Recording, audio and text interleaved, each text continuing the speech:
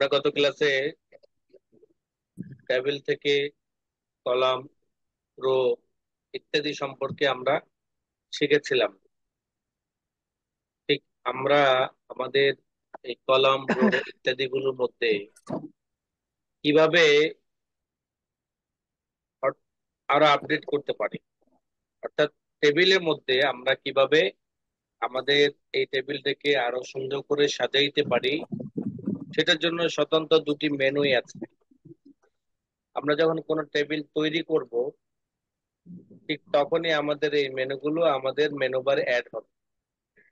যখন আমরা টেবিলটাকে কেটে ফেলবো, তখন আমাদের এই মেনুটা আমাদের মেনু বার থেকে চলে যাবে। এটা আসবে তখন যখন এটির প্রয়োজন হবে, আর আবার তখন চলে যাবে যখন এটির প্রয়োজন থাকবে না। স্বতন্ত্র দুটি মেনুর মধ্যে থেকে একটি মেনুর নাম হলো ডিজাইন, আরেকটির নাম হলো লেআউট। ডিজাইন মেনুর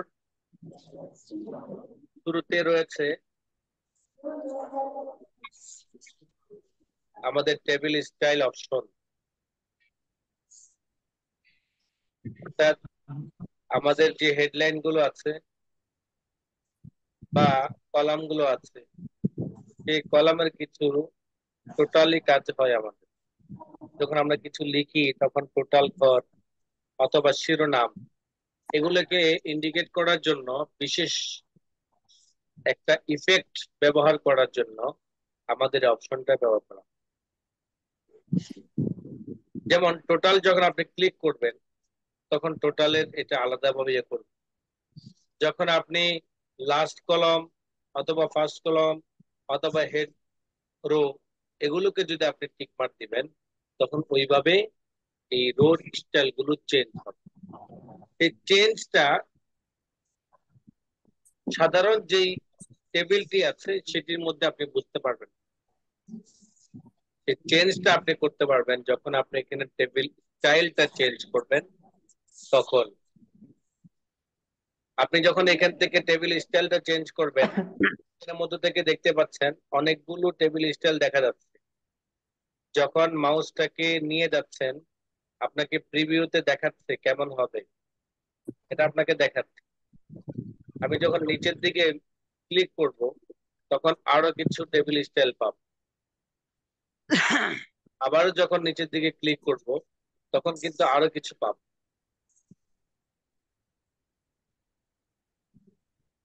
তখন আরো কিছু পাবো। এইভাবে আপনি নিচের দিকে যত যেতে থাকবেন, তত নতুন নতুন ডিজাইনের শেপ গুলো বের হইতে থাকবে। আপনার এখান থেকে যেটা পছন্দ হবে, জাস্ট ক্লিক করবেন। আপনি যখন ক্লিক করবেন, তখন আপনার সাধারণ যে টেবিল স্টাইলটা ছিল, অ্যাডভান্স লেভেলে বা আরো উন্নত টেবিল। মিউট হয়ে যান সবাই।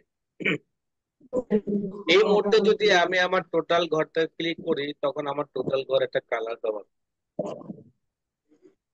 এই মুহূর্তে যদি আমি শিরোনামটাকে একবার উঠিয়ে দিই, তখন শিরোনামের উপরে স্টাইলটা চলে যাবে। এখন প্রশ্ন হলো, এখানে তো কালারটা এইভাবে ডিভাইডেড, এই স্টাইলটা দেখেন এইভাবে ব্যবহার হয়। আমি যদি আমার টোটাল অপশনটা নিচে রোটা উঠিয়ে দিই, তখন চলে যাবে। এখান থেকে স্টাইল চেঞ্জ করেন, সাইলেন্ট হন। আপনাদের ক্লাস আপনাদের কাছে গুরুত্বপূর্ণ না থাকলেও আমার কাছে গুরুত্বপূর্ণ। আপনাদের কাছে গুরুত্বপূর্ণ না থাকতে পারে, বাট আমার কাছে গুরুত্বপূর্ণ।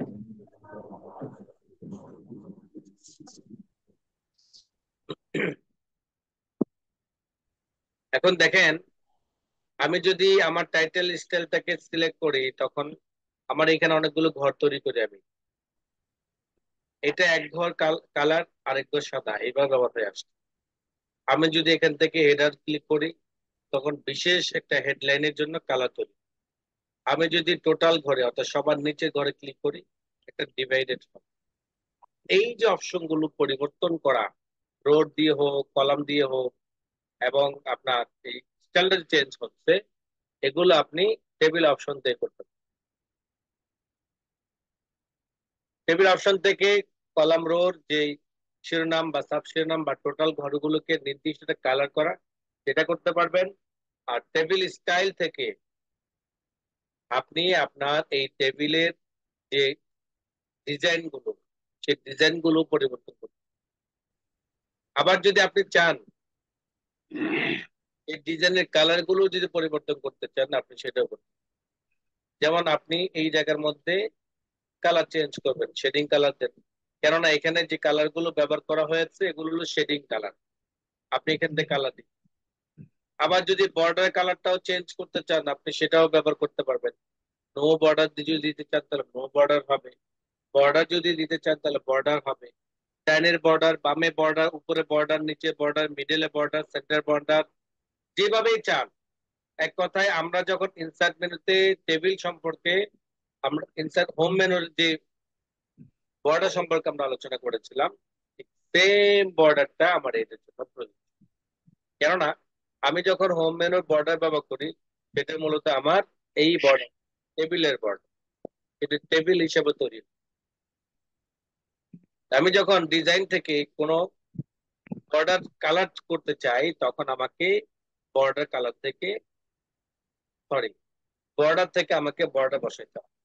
আর যে বর্ডার কালার করতে চাই, ঠিক আমার পেন কালার আছে, সেখান থেকে আমি যে কোনো কালার দিতে পারবো।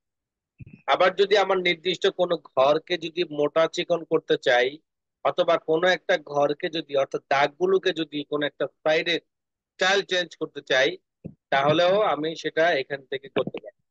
আমার এখানে দেখতে পাচ্ছেন অনেকগুলো স্টাইল দেখা যাচ্ছে। দেন এটার পরে আছে হলো চিকন মোটা করতে চাইলে সেটাও আপনি করতে পারবেন। কালার চেঞ্জ করতে চাইলেও সেটা আপনি করতে পারবেন। আবার যদি কোনো ঘরকে ড্রয়িং করতে চান আপনি, যেমন আমি এখান থেকে টানতে চাই, তাও আপনি এভাবে ধরে ড্রয়িং করুন। আপনি কালার দিতে চাচ্ছেন, কালার দেন। কালার পরিবর্তন করতে চাইলে কালার পরিবর্তন করে নিতে পারেন। এটা হলো ম্যানুয়ালি। আবার যদি আপনি ড্র টেবিলে ক্লিক করেন, তখন ড্র টেবিলের মাউসের যে লেখার ইয়েটা সেটা চলে যাবে। মাঝখানে কলামটাকে আপনি ফেলে দিবেন, তাহলে ফেলে দেন, ধরে এভাবে ধরে ফেলে দেন।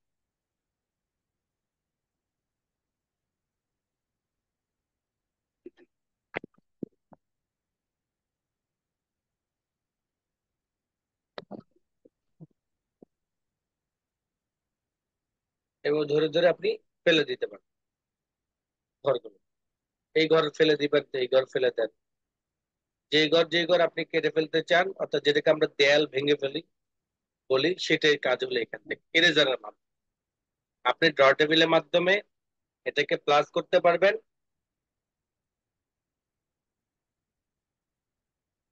ড্র টেবিলের মাধ্যমে, আর ইরেজারের মাধ্যমে এটাকে কেটে ফেলবেন। এগুলো হলো আমাদের ডিজাইনের কাজ। অর্থাৎ টেবিলে যে সকল ডিজাইন গুলো আমরা ব্যবহার করি, সেই ডিজাইন গুলো আমরা ডিজাইন মেনু থেকে করতে পারবো। আর লেআউট মেনুর কাজ হলো আমার কোনো কলামকে বাড়ানো, কোনো কলামকে, কোনো রো কে বাড়ানো উপরের দিকে কিংবা নিচের দিকে, অথবা কোনো কলাম থেকে বা কোনো রো থেকে ডিভাইডেড করা, আলাদা করা, কোনো সেল, কোনো কলাম, কোনো রো কে ডিলিট করা, ইত্যাদির কাজগুলো আমরা লেআউট থেকে করতে পারি। আমরা যখন লেআউট মেনুতে ক্লিক করব, তখন আমাদের প্রথমে আসছে সিলেক্ট। এখানে সিলেক্টের কাজই হলো সিলেক্ট করা। অর্থাৎ আমি যদি আমার এই টেবিলটাকে সিলেক্ট করতে চাই, যেটা গত ক্লাস আপনাদেরকে বলেছিলাম, সেই সিলেক্টটা আমি এখান থেকে করতে পারবো। গত ক্লাস আপনাদেরকে বলেছিলাম আমি যদি কলাম সিলেক্ট করতে চাই তো এইভাবে করতে পারবো, রো যদি ক্লিক করতে চাই তাহলে লেফট সাইড থেকে আমাকে ক্লিক করতে হবে। এভাবে যদি আমি আমার এই টেবিলটাকে যদি সিলেক্ট করতে চাই, তাহলে আমাকে সিলেক্টে ক্লিক করতে হবে। সিলেক্ট থেকে সিলেক্ট সেল, শুধুমাত্র একটা ঘরকে সেল সিলেক্ট করা। সিলেক্ট থেকে সিলেক্ট কলাম, দেন একটা কলামকে সিলেক্ট করা। সিলেক্ট থেকে সিলেক্ট রো, দেন শুধুমাত্র একটা রো কে সিলেক্ট করা। এবং সিলেক্ট থেকে সিলেক্ট টেবিল, তার মানে হলো পুরাটা টেবিলটা আমার কি হবে, সিলেক্ট। এইভাবে আমরা আমাদের কলাম অথবা রো ইত্যাদি গুলো আমরা সিলেক্ট। সিলেক্টের কাজ হলো শুধু সিলেক্ট, এই মার্ক করা। এরপর আপনি কি করবেন সেটা কিন্তু আপনি জানেন। সিলেক্টের কাজ সিলেক্ট করা, ভিউ গাইডলাইন যদি আপনি ব্যবহার করতে চান then দরকার নেই, এটা আমাদের প্রপার্টিজও আমাদের দরকার হবে না। হ্যাঁ, কখনো যদি আমাদের এই টেবিলটা অ্যারাবিক মুভ করতে হয়, অর্থাৎ ডান পাশ থেকে করতে হয়, সেক্ষেত্রে আমাদের কিছু পরিবর্তনগুলো আমরা ইয়ে থেকে প্রপার্টিস থেকে করে থাকি। যেমন লেফট টু রাইট, বর্তমানে দেখা যাচ্ছে লেফট টু রাইট অপশন দেওয়া আছে। দেন আমি যদি রাইট বাটন ক্লিক করে রাইট টু লেফটে ক্লিক করি, ওকে বাটন প্রেস করি, তখন আমার এই কলামটা, এই অপশনটা ডান পাশ থেকে শুরু। এটা ফার্স্ট কলাম, এটা সেকেন্ড কলাম এবং থার্ড কলাম। আমি যখন আবার প্রপার্টিস থেকে আমার লেফট টু রাইটে ক্লিক করব,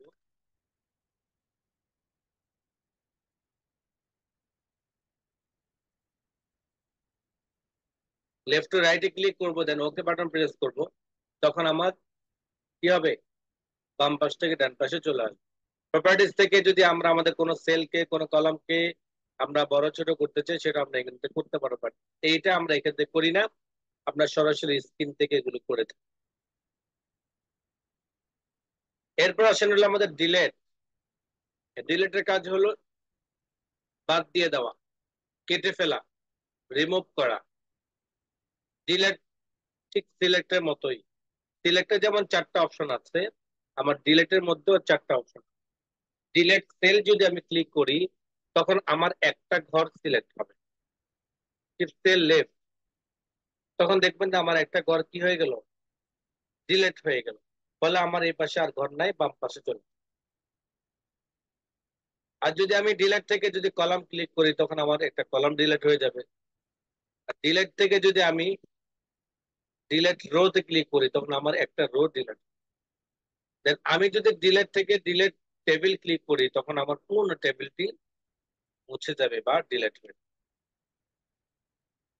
লেআউট, এটা হলো আমার ডিলেটের কাজ। এখন দেখেন আমি এখানে চারটা কমান্ড দেখতে পাচ্ছি। একটা তীর হলো উপরের দিকে, আর একটা তীর হলো নিচের দিকে, আর একটা তীর হলো বাম দিকে, আর একটা তীর হলো ডান দিকে। লেফট রাইট মানে হলো কলাম, এবং আপ ডাউন যেটা, এটাকে বলা হয় রো। অর্থাৎ আমি যদি আমার কার্সর যে ঘরের মধ্যে আছে, আমি যদি আমার কার্সর যে ঘরের মধ্যে আছে সেই ঘরের উপরে কিংবা নিচে কোন রো বাড়াইতে চাই, তাহলে আমাকে আপ ডাউন যে অ্যারো বাটন গুলো আছে সেখানে ক্লিক করতে হবে। আমি যখন আপ অ্যারোতে ক্লিক করব, যেটাকে বলা হয় ইনসার্ট অ্যাবো, তখন আমার কার্সর পয়েন্টটি, অর্থাৎ আমার আকরামের উপরের দিকে একটা রো বেড়ে যাবে। আর যখন আমার আকরামের মধ্যে ক্লিক করা থাকবে, দেন আমি যখন ইনসার্ট বিলোতে ক্লিক করব, তখন আমার নিচের দিকে রো বাড়বে। এভাবে যদি আমি আকরামের বামে যদি একটা কলাম বাড়াইতে চাই, আকরামের বামে যদি একটা কলাম বাড়াইতে চাই, তাহলে আমাকে ক্লিক করতে হবে ইনসার্ট লেফট। তখন আমার আকরামের বাম পাশেটা কি হবে, কলাম বাড়বে। আর যদি আমি আকরামের ডানে চাই, তখন আমাকে ইনসার্ট রাইট ক্লিক করতে হবে। তাহলে কি হবে, আমার ডান পাশে একটা কলাম বৃদ্ধি হবে, বাড়বে। এটা হলো আমাদের কলাম কিংবা রো বানানোর জন্য, উপরের দিকে বা নিচের দিকে, ডানের দিকে বা বাম দিকে। এটা কখন প্রয়োজন হবে, যখন আপনি কাজ করবেন, স্টুডেন্টদের লিস্ট গুলো করে ফেলবেন, তখন লিস্ট গুলো যখন করবেন, এই মুহূর্তে আপনার উপরের দিকে বা নিচের দিকে কোনো রো বাড়ানোর প্রয়োজন হতে পারে। যেমন হ্যাপসখানায় মুক্তাব একসাথে লিস্ট করেছেন, হ্যাপসখানায় একজন স্টুডেন্ট বেড়েছে বা নাম লেখা হয়নি, তার মাঝে ঘরটা করে তার নামটা লিখতে হবে। এই ক্ষেত্রে আমার রো বাড়ানোর প্রয়োজন হয়। অথবা কোনো একটা শিরোনাম যদি বাড়ে, তো সেক্ষেত্রে আমার কলাম বাড়ানোর প্রয়োজন হয়। আর তখন বাড়াবেন কিভাবে, এই অপশন গুলোর মাধ্যমে। এরপর আসেন,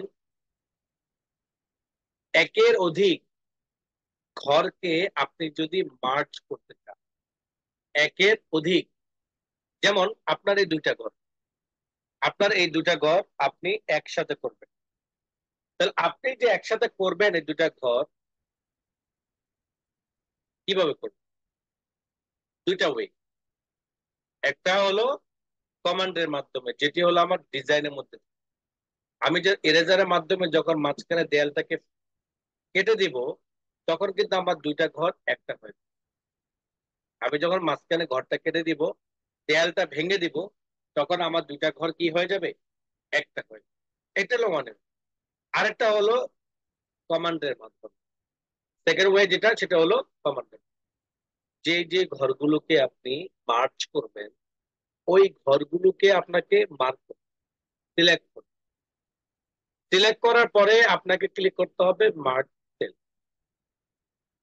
যে কয়টা ঘর আপনি মার্ক করেছিলেন, ওই কয়টা ঘর দেয়াল ভেঙে গিয়ে একটা সেল হিসেবে দেখে, এটা হলো মার্ক সেলের কাজ। আর স্প্লিট সেলের কাজ হলো, আপনি এই ঘরের মধ্যে আপনি এই ঘরের মধ্যে যদি আরো সেল চান, সেই ক্ষেত্রে আপনাকে স্প্লিট সেল ক্লিক করতে হবে। যেমন আমার এখানের মধ্যে তিনটা রো ছিল, তিনটা রো কে আমি একসাথে করেছি। এখন আমি আমার এখানের মধ্যে কলাম থাকবে একটাই, রো থাকবে হলো তিনটা। আমি এখানে তিনটা দিলাম, দেন ওকে বাটন প্রেস।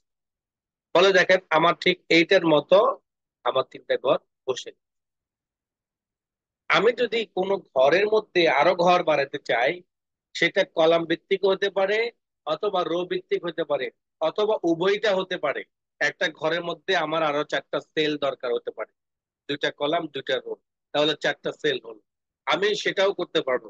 কিভাবে? আমার স্প্লিট সেলের মাধ্যমে।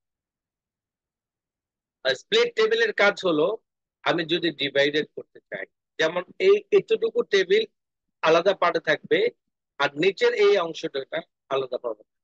এখন তো পুরোটা অ্যাডজাস্ট হয়ে আছে, একটা হয়ে আছে। আমি চাচ্ছি দুইটা অংশকে আলাদা আলাদা করার। তো যেই ঘর থেকে আমি আলাদা করব, সেই ঘরের মধ্যে কার্সর পয়েন্টকে রেখে আমাকে ক্লিক করতে হবে স্প্লিট টেবিল। আমি যখন স্প্লিট টেবিল ক্লিক করব, তখন আমার দুটো টেবিল আলাদা আলাদা হয়ে যাবে। আমাদের কাজের ক্ষেত্রে এমনটাও করার প্রয়োজন হতে পারে, তো আপনাকে অবশ্যই বিষয়টা মাথায় রাখবেন। অটোফিট, অটোফিটের মধ্যে কিছু কমান্ড আছে। অটোফিট কন্টেন্ট, অটোফিট কন্টেন্ট, ঠিক যতটুকু পরিমাণ লেখা আছে ততটুকু পরিমাণ হয়ে ঘরটা ছোট হয়ে আসবে। লেখা যদি অনেক বড় বড় থাকতো, তাহলে ঘরটা ওইভাবে বড় হতো। ঠিক যতটুকু পরিমাণ আমার লেখা থাকবে, অতিরিক্ত, যেমন আমার এই জায়গাগুলোতে থাকে, যেমন আকরাম এতটুকু লেখা, কিন্তু ঘরটা অনেক বড়। কিন্তু অটোফিট কন্টেন্ট যখন ক্লিক করবেন, যতটুকু কন্টেন্ট থাকবে ততটুকুর মধ্যে এই ঘরটাই যাবে, অটোফিট কন্টেন্ট। আর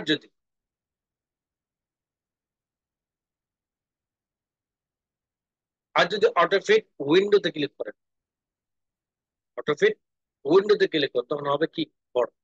আর ফিক্সড কলাম, তখন ঠিক তার ফিক্সড, অর্থাৎ যেমন আমি এখানে লিখলাম, লেখার কারণে কিন্তু আমার লেখাটা নিচে যাচ্ছে। আবার দেখা গেছে আমি লিখে যাচ্ছি, তো লিখে যাচ্ছি ডান দিকে, কলামটা বড়।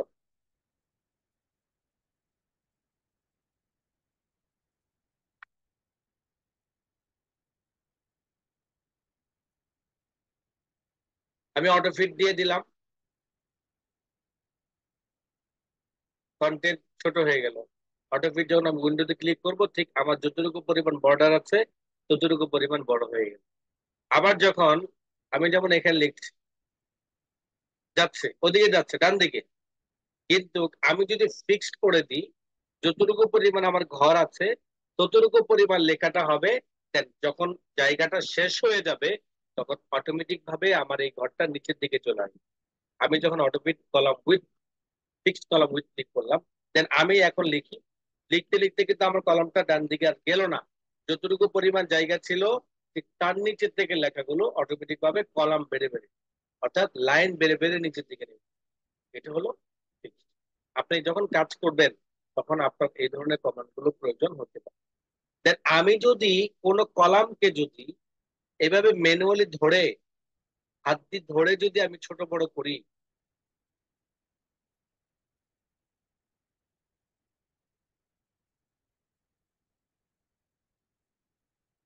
এভাবে যদি ধরে আমি ছোট বড় করি, ওই ছোট বড়টা আমার একুরেট সাইজটা নাও থাকতে পারে। যেমন আমি এখানে যাচ্ছে হাফ ইঞ্চি পরিমাণ, কিন্তু আমার এখানে হাফ ইঞ্চি পরিমাণ না হয়ে বেশি হতে পারে, কম হতে পারে। তা নির্দিষ্ট সাইজ যদি আপনি দিতে চান, তাহলে আপনাকে এখান থেকে সাইজটা দিয়ে দিন। আপনি পাশাপাশি কতটুকু চান, যেমন আমি পাশাপাশি 0.5 হাফ ইঞ্চি চাচ্ছি, ঠিক হাফ ইঞ্চি পরিমাণের ঘরটা আপনার। দেন আপনি যদি বলেন যেটা হাফ ইঞ্চি নয় বরং 1.25 ইঞ্চি আপনি চাচ্ছেন, তাহলে 0.75 দেন, দেন ওকে বাটন প্রেস করেন, তখন এই ঘরটি আর বাড়বে। আপনি যে বলেন যে না আমি এটা 2 ইঞ্চি চাই, দেন 2 ইঞ্চি টাইপ করেন, তখন 2 ইঞ্চি পরিমাণে ঘরটা বাড়বে। এইভাবে আপনি যদি আপনার এই কলামকে কিংবা রোটাকে আপনি বড় কিংবা ছোট করতে চান, তাহলে আপনাকে উইথ এবং হাইট এগুলোর মাধ্যমে সাইজ বসে, যেটা আপনি হাত দিয়ে ধরে করতে পারেন বড় ছোট, এভাবে ধরে ধরে আপনি বড় ছোট করতে পারেন। এই কাজটা আপনি এখানে নির্দিষ্ট সাইজ দিয়েও করতে পারেন। যেমন আমার এখানে ঘরগুলো, একটা ঘর আছে ছোট, একটা ঘর আছে বড়, কোনো ঘর আছে ছোট, কোনো ঘর আছে বড়। আমি চাচ্ছি যে আমার এই সকল কলামগুলোকে সমান, এটা যেমন সবগুলো সমান আছে, আমি আমার এই কলামগুলোকে সমান করতে চাই। তাহলে আপনাকে ডিস্ট্রিবিউট রোজ, সরি ডিস্ট্রিবিউট কলামসে ক্লিক করুন। আপনি কলামসে ক্লিক করবেন, তখন দেখবেন যে প্রত্যেকটা কলাম তার সমান হবে। যদি বলেন যে আপনার একটা রো বড় বা একটা রো ছোট, কিন্তু আপনি চাচ্ছেন যে সবগুলো রো সমান হোক, তখন আপনি সবগুলোকে সিলেক্ট করুন। সিলেক্ট করার পর ডিস্ট্রিবিউট রোজ যখন ক্লিক করবেন, তখন দেখবেন যে সকল রো গুলো সমান। এগুলো আপনি এখান থেকে, এখানে একটা মজার বিষয়, আপনি হোমে যখন দেখেছেন তখন অ্যালাইনমেন্ট দেখেছেন মাত্র 4 ধরনের, কিন্তু টেবিলের ক্ষেত্রে অ্যালাইনমেন্ট পাবেন হলো আপনি 9 ধরনের। যেমন আমি আপনাকে দিয়ে বুঝাই, আমি যদি আপনাকে দাঁড় করাই, দাঁড় করানোর পরে আমি যদি আপনাকে বলি যে উপরের সাইড কোনটা, আপনি নিশ্চয়ই বলবেন যে মাথা। তা আমি যদি আপনাকে বলি যে মাথার ডান সাইড কোনটা, তাহলে বলবেন ডান কান। আমি যদি আপনাকে বলি মাথা বাম সাইড কোনটা, নিশ্চয়ই আপনি বলবেন বাম। এইভাবে যদি আমি পেটের সাইড দিয়ে মিডল পর্যায়ে ধরি আপনাকে, তখন যদি আমি বলি যে আপনার ডান সাইডটা কোনটা, তাহলে আপনি কি ডান কোমর। আপনাকে যদি বলি যে নাভির সাইডটা কোন জায়গায়, তখন আপনি বলবেন যে কোমরের মাঝখানে অথবা পেটের মাঝখানে। আর যে বলে বাম পাশে, বাম পাশ কোনটা, মিডলের বাম পাশ, আপনার মিডলের বাম পাশ কোনটা, আপনি নিশ্চয়ই তখন আমাকে বলবেন যে আমার বাম পাশের, যে সাইডের মধ্যে আমার কি থাকে বাম পাশের কোমর বলবেন হয়তো। আর যদি বলে পায়ের নিচের সাইডের কথা বলি আপনাকে, সেম ভাবে আপনি ডান বাম বাম পা এভাবে আপনি বলতে পারেন। আমার এই একটা ঘরের মধ্যে আমি যদি আমার এই লেখাটাকে, আমি যদি আমার এই লেখাটাকে এই ঘরের কোনো একটা সাইডে যদি নিয়ে যেতে চাই, তাহলে আমার এই ঘরটাও আপনার মতো 9টা সাইড। যেমন বর্তমানে বামে আছে, আপনি যদি বলেন যে এই ঘরের মিডলে, তাহলে মিডলে দিতে পারবেন। আপনি যদি বলেন যে এই ঘরের ডানে, তো ডানে দিতে পারবেন। আপনি যদি বলেন যে এই ঘরের মিডলের মিডলে থাকে, তাহলে আপনি এই ঘরের মিডলে মিডল। আপনি যদি বলেন যে এই ঘরের মিডলে মিডল নয়, এই ঘরের মিডলের মিডল নয়, বরং মিডলের লেফটের বামে রাখছে, বাম পাশে নিলেন। আর মিডলের ডান পাশে যদি নিয়ে যেতে চান, তো ডান পাশে নিলেন, অর্থাৎ কোমর। যদি বলেন যে নিচের দিকে, তাহলে আপনি ডাউনের রাইটে নিলেন। ডাউনের মিডল যদি চান, ডাউনের মিডল, এবং ডাউনের বামে চাইলে বাম, লেফটে ক্লিক করুন। এইটা এখানে 3টা পার্ট আছে। এটাকে বলা হয় টপ, বটম এবং সেন্টার। টপ, এটা হলো টপ, এটা হলো মিড, সেন্টার, এটা হলো বটম। তো এই টপের 3টা সাইড আছে, সেন্টারও 3টা সাইড আছে, বটমেরও 3টা সাইড আছে। মোট 3 থেকে 9টা সাইড আছে। আপনি আপনার এই ঘরের এই 9টার কোন একটা সাইডে আপনি এটাকে set করুন।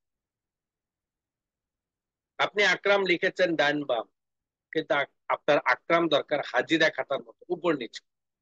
যেমন তারিখ, তারিখ কি তারিখ অথবা বার লিখলাম, এইখানে আমরা লিখি শনিবার।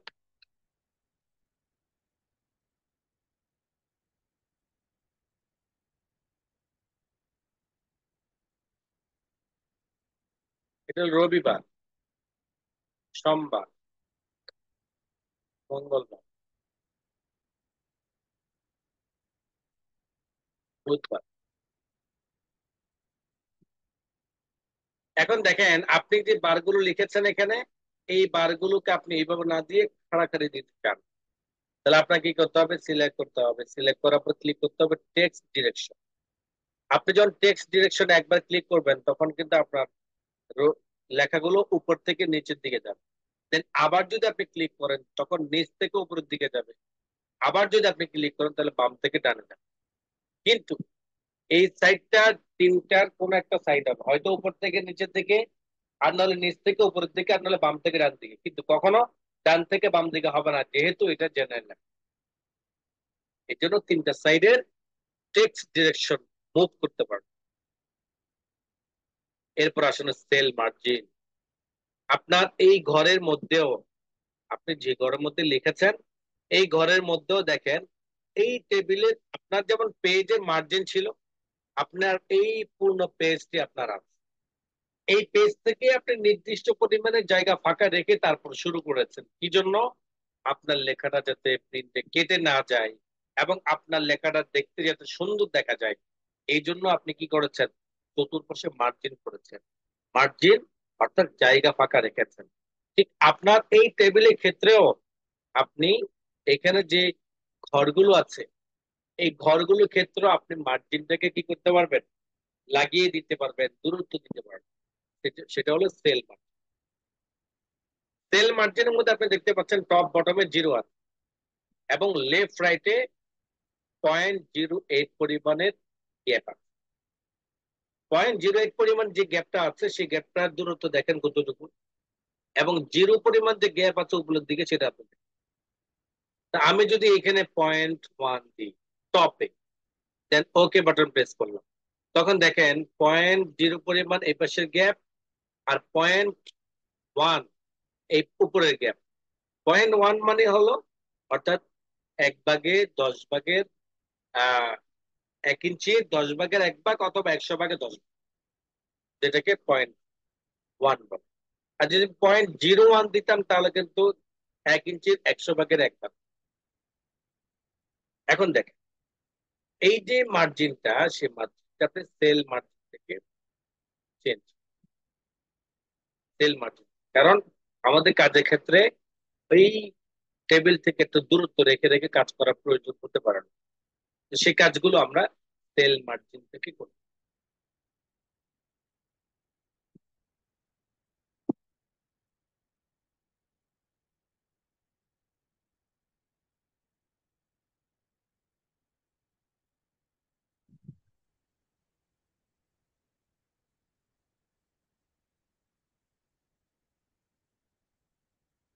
খেয়াল করুন।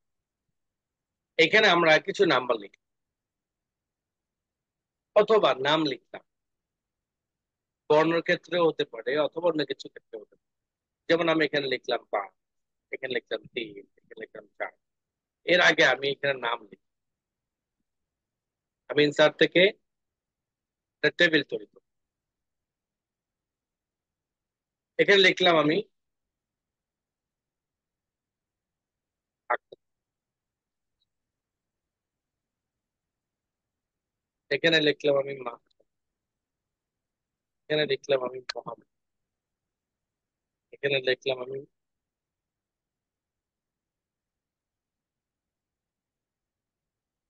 শফিউল্লাহ। এখানে লিখলাম আমি ইব্রাহিম। এখানে লিখলাম আমি খলিল। এখানে লিখলাম আমি মাহবুব। এই যে কিছু নাম লিখলাম, এই নামগুলো একটা সিরিয়াল হওয়ার কথা ছিল। তো কোনটার পর কোনটা সিরিয়াল, এটা যখন আপনি প্রিন্ট করে আপনার ক্লায়েন্টকে দিলেন, তখন ক্লায়েন্ট আপনাকে এবং নামের পাশে পাশে নাম্বার। কেননা আপনি এখানে 2 4 5 জন আছে বলে হয়তো এটা নামগুলোকে ঘর বাড়িয়ে আকবর করা যাবে, কিন্তু যখন এরকম 50টা 100টা হবে তখন তো নাম সিরিয়াল করতে গেলে আপনার সারাদিন পার হয়ে যাবে, তাও ভুল হওয়ার সম্ভাবনা থাকে। আপনি এখানে যে টেকনিকটা খাটাবেন, এখানে যে টেকনিকটা খাটাবেন সেটা হলো আপনি ওই যে ক্লায়েন্ট আপনাকে নাম্বারটা লিখে দিল, সেই নাম্বারটা একটা ঘরে মধ্যে, যেমন 5, 5-এর পর দিলেন 1, তারপর দিলেন, তারপর দিলেন 4, তারপর দিলেন 7, আচ্ছা সাউন্ড নাই, আওয়াজ করবেন না। স্যার, একটা একটা কথা। এরপর দিলাম 6, এরপর দিলাম 8। এখন দেখেন, আমরা তো আমার নামগুলো দিলাম, আমরা কিন্তু নাম অনুযায়ী সিরিয়াল করতে পারি। এই জন্য কি করতে হবে, আমাদেরকে সিলেক্ট করতে হবে টেবিল, দেন লেআউট থেকে আমাদের ক্লিক করতে হবে শর্ট। যখন শর্ট ক্লিক করব আমার এখানে দেখাচ্ছে কলাম 1, না আমি কোন লাইনটাকে শর্ট করতে চাই, দেন আমি কলাম 1 নামে ইয়ে করে টেক্সট থেকে আমি কি দিব, এখানে নাম্বার অনুযায়ী সিরিয়াল হবে নাকি বর্ণমালা অনুযায়ী, তা আমি এখানে টেক্সট দিয়ে রাখলাম, দেন ওকে বাটন প্রেস করলাম। এখন দেখেন আমার নামটা আসছে সরাসরি রশিদ দীর্ঘ এইভাবে, স্বর নাই, সরিয়া আছে, রস্যই আছে, দীর্ঘই নাই। তো যেভাবে আমার বর্ণমালা গুলো আছে ওইভাবে আমার এটি সিলেক্ট, আমার সিরিয়াল হয়েছে। এখন দেখেন আরবি যেমন ডিকশনারি কথা বলি, ডিকশনারি সকল শব্দগুলো আগে লেখা হয়, মানে ফার্স্ট ডিকশনারি গুলো যেভাবে হয়েছে, এরপরে গিয়ে এটি শর্ট করা হয়েছে বর্ণমালা অনুযায়ী। অর্থাৎ এই স্বরর বর্ণ যতগুলো শব্দ আছে সবগুলোকে সেপারেট করা, শরিয়ার যতগুলো শব্দ আছে সবগুলোকে সেপারেট করা, এইভাবে সেপারেটেড। এরপরে কি আপনি আমি একটা ডিকশনারি পেয়েছি। একটা ডিকশনারি সর্বপ্রথম যিনি তৈরি করেন তার অনেক অনেক কষ্ট, এগুলোকে সিরিয়াল করা অনেক মেহনত, যেটা আমি সহজে পেয়ে যাই 150 টাকা দিয়ে, 200 টাকা। এই কাজ করা তার জন্য অনেক কঠিন। ঠিক আমি এখানে সিরিয়ালটা করেছি বর্ণমালা অনুযায়ী। যদি আমি বলি যে না আমার এখানে বর্ণমালা নয়, বরং আমার এখানে মেন, অর্থাৎ যোগ্যতা অনুযায়ী এটা ইয়া হওয়ার কথা, সেই যোগ্যতা ক্ষেত্রে নাম্বার বসানো হয়েছে, বলা হয়েছে সে 1 হবে, সে 2 হবে, সে 3 হবে। তা আপনি একটা ঘরের মধ্যে সেটি লিখে দিবেন, দেন শর্ট অপশন, এখানে কলাম 1 আছে, আপনি কলাম 2 দেখবেন। কেন, কলাম 2 এর মধ্যে আপনার, এরপর আপনার এখানের মধ্যে কি আছে, কলাম 2 এর মধ্যে নাম্বার ছিল, তাই অটোমেটিক নাম্বার চলে আসছে। যদি নাও থাকে আপনি নাম্বারটা বসিয়ে দিলেন, ওকে বাটন। এখন আপনি দেখেন তো, 1 2 3 4 5 6 7, 1 নাম্বার যিনি ছিলেন তিনি কিন্তু উপরে চলে আসছেন। এর কিছুক্ষণ আগে কিন্তু আমাদের এখানে কি ছিল, আকরাম ছিল, সরাসরি বর্ণমালা অনুযায়ী সিরিয়াল ছিল। কিন্তু আমরা এখন এটা সিরিয়াল করেছি কিভাবে, ম্যান হিসাবে। অর্থাৎ প্রথমে এমডি, তারপরে জিএম, তারপরে হলো ম্যানেজার, তারপরে হলো আমাদের সেকশন প্রধান, তারপরে হলো অ্যাসিস্ট্যান্ট, এরপরে হলো আমাদের ওয়ার্কার, তারপর পিয়ন, এভাবে। এমন হয় না যে পিয়ন কে সবার আগে দেওয়া, ওই সিরিয়ালটাকে মেনটেন করার জন্য আপনার নাম্বারটা ব্যবহার। যেমন পিয়ন নাম হলো আকরাম, আর জিএম এর নাম হলো আপনার কি, মাহবুব। এখন আপনি যদি সরাসরি অনুযায়ী করেন তাহলে জিএম এর নামটা আগে আসতেছে না পিএন এর নাম্বারটা আসছে, পিএন এর নাম আসছে, কারণ পিএন এর নাম হলো আকরাম, যার কারণে শরিয়াটা আগে আসছে। আর মাহবুব সেটা আসতে আরো পরে। ওই বর্ণমালা অনুযায়ী যদি আপনি ইয়ে করেন, বর্ণমালা কোথায় ব্যবহার করে সেটা আপনারা জানবেন, যে আমার এখানে এই এই সিরিয়ালটা আমি বর্ণমালা অনুযায়ী করতে চাই, তাহলে আপনি ওইভাবে করবেন। আর যদি বলেন যে না এই সিরিয়ালটা বর্ণমালা অনুযায়ী করবো না, তাহলে সেভাবে আমি যে নাম্বার অনুযায়ী করি, তাহলে আমাকে কি করতে হবে, সিলেক্ট করতে, দেন শর্ট অপশনে যেতে হবে। শর্ট অপশনে যাওয়ার পরে আমাকে এখানে লিখে লিখে দিতে হবে কোন কলামটা আমি সিরিয়াল করতে চাই। যেমন আমার নাম্বারিং, সেটা আমার দ্বিতীয় কলাম, আমি সেটা নাম্বার ক্লিক করে দেন ওকে বাটন প্রেস করবো, তখন আমার নাম্বার অনুযায়ী সিলেক্ট সিরিয়াল।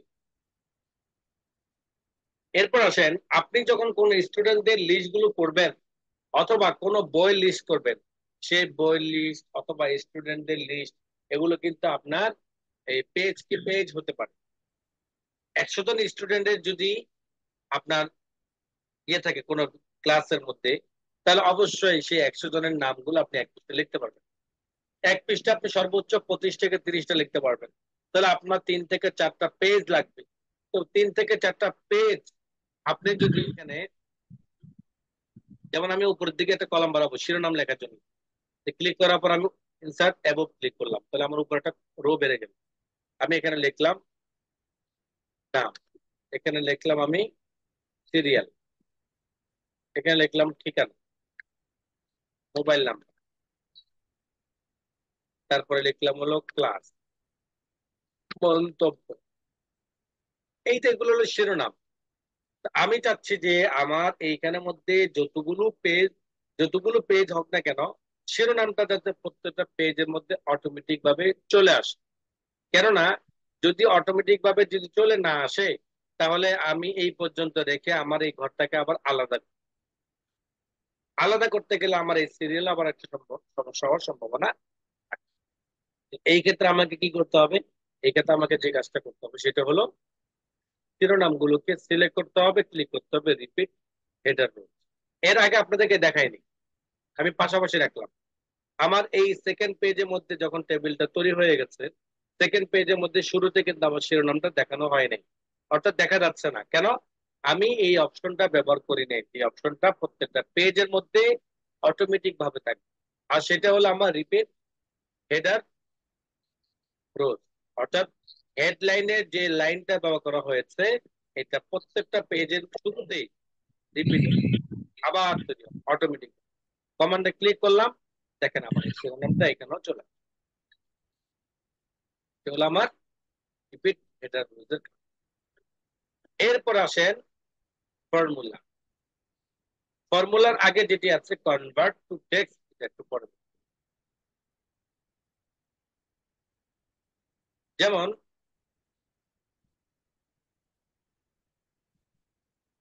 আমি এখানে লিখলাম 50, লিখলাম 80, লিখলাম 75, দিলাম 85। তা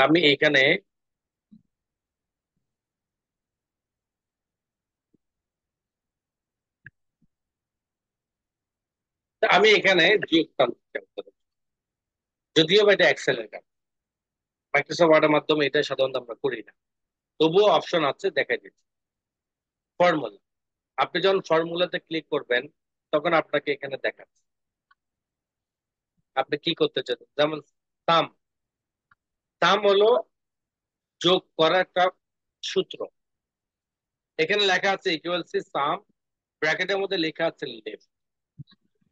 অর্থাৎ আমার বাম পাশে যে সকল বর্ণগুলো আছে এগুলো যোগ করার জন্য আমার এই সূত্রটা অটোমেটিক আসছে, দেন ওকে। এখন আপনি ক্যালকুলেটর দিয়ে হিসেব করে দেখেন, এই 5টা ঘর মিলে 2, 4, 5, এই 5টা ঘর মিলে 290 টাকা। ফর্মুলার মাধ্যমে আপনি কোন ঘরের এই টোটালটা কাটবেন। ফর্মুলার মাধ্যমে আপনি যেটা ক্যালকুলেটর করার প্রয়োজন হতো সেটা আর আপনাকে আপনাকে ক্যালকুলেটর মাধ্যমে করতে হবে না। যেমন আমি এখানে বলি 77 যোগ 50 যোগ 80 যোগ 75 যোগ 85, কত হইলো? আমার টাইপিং ভুল আছে।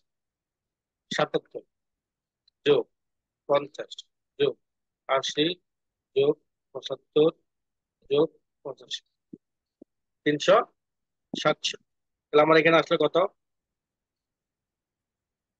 কত আসলো বলেন, এখানে কত আসলো? 290। 290।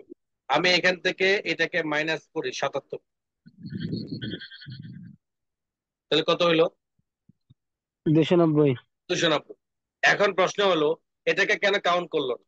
আচ্ছা বলেন তো, এগুলোর মধ্যে কোনোটা ডিফারেন্ট আপনার চোখে বাজে কিনা?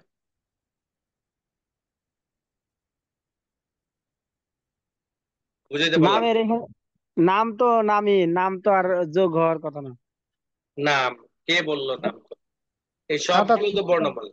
আমি বললাম যে এই লাইনটার মধ্যে কোনো ডিফারেন্ট আপনার কাছে মনে হচ্ছে কিনা? জি, 77টা মনে হচ্ছে। 77 ডিপেন্ড মনে আছে। বুঝে বলেন, আপনার এখানের মধ্যে কোনো ঘর কি একটু ডিফারেন্ট মনে হয়? জি, 77টা অন্য ডিজাইনের মানে আসছে। হ্যাঁ, মানে হলো এইটা এক ল্যাঙ্গুয়েজে লেখা, এটা আরেক ল্যাঙ্গুয়েজে লেখা, তার কারণে কাউন্ট করতে পারে। তাহলে আপনি এখানে কি করবেন? আমি যেমন এই ফন্টটাকে কপি করে এখানে বসিয়ে দিলাম, কি আমি এখানে 55 দিলাম। কত? 55। এখন দেখেন আপনি ফর্মুলাতে গেলেন, ফর্মুলাতে যাওয়ার পর আপনি ওকে বাটন প্রেস করেন, এখন কত আসলো? 345 335। তার মানে হলো এখন পুরাটা কি করেছে? কাউন্ট হয়েছে। 290 সাথে 55 যদি যোগ করেন তো কত হয়? 345। 345। পেয়েছেন? এটা হলো জি স্যার। ফর্মুলা। কিসের কাজ? ফর্মুলা, ফর্মুলার কাজ। ফর্মুলা। এখন দেখেন আপনি এখান থেকে কোন কমান্ডটা ফেলে দিবেন না, কোন কমান্ডটা, কোন একটা কমান্ড কি আপনি ফেলতে পারবেন? আজকের আলোচ্য বিষয়গুলো থেকে আপনি কোন একটা কমান্ডকে ফেলে দিতে পারবেন যে এই কমান্ডটা আমার লাগবে না? জি না প্রত্যেককে স্যার। লাগবে স্যার। এখন আপনি শুরুতে উপস্থিত হতে পারলেন না, আপনি 10টার পরে গিয়ে উপস্থিত হলেন, তাহলে আপনার মনে হচ্ছে যে শুরু অংশটা আপনার দরকার নেই, শেষের অংশটা আপনার দরকার। জি না স্যার, প্রত্যেকটাই লাগবে। তো প্রত্যেকটা যদি লাগে, প্রত্যেকটা যদি আপনাদেরকে লাগে, তাহলে আপনারা কেন 10টার দিকে উপস্থিত? আপনার ক্লাস আপনি জানেন না, টিচার তো খবর হয়ে যায়, টিচার তো সারাদিন থাকে, যে শ্বশুর বাড়ি থেকে ফোন আসে যে রাত্রেবেলা আমাদের বাসায় এসো, না শ্বশুর আব্বা আমার ক্লাস। আপনারা তো কখনো কথা বলেন না, বলেন শ্বশুর আব্বারে বলা যা, শ্বশুর আব্বা আমি তো মাদ্রাসায় যাবো গা, আমার দাওয়াতটাও দেন না কেন? কি এমনটাই তো? আপনাদেরকে ক্লাসে না পাওয়ার কারণে তো আমরা এটাই তো মনে নিব যে যার ক্লাস তার খবর নেই, আরেকজনের অ্যান্টিনার ঘুরতে থাকে যে না আজকে আমার ক্লাস আছে, কোথাও যাওয়া যাবে না, কোনো বিরতি দেওয়া যাবে না, অফিস থেকে আগে বের। কি প্রত্যেকটা ক্লাসে শুরুতে উপস্থিত হবেন তো ইনশাল্লাহ? জি ইনশাল্লাহ স্যার। ইনশাআল্লাহ কয়জনকে? স্যার, ইনশাআল্লাহ। আপনারা চিন্তা করে দেখেন 70 জন স্টুডেন্ট আজকে উপস্থিত নেই, কতজন? মিনিমাম 70 জন। আপনারা জানেন না ভর্তি যখন শেষ হয়ে যায় তখন যে কত অনুনয় বিনয়, কত মেসেজ করে আর কত কিছু বলে যে আমি কম্পিউটার কিনেছি, আমি এটা করেছি, আমি সেটা করেছি, আমি প্রত্যেকটা ক্লাসে থাকবো, আই প্রমিস।